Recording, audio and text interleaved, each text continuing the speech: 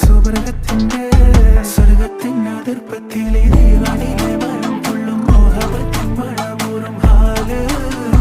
സിഗരത്തിൻ അടിവാരത്തിൽ ഇരിക്കുന്ന സമയത്ത് പോലെ കൊത്തിവച്ച് റൂഹ്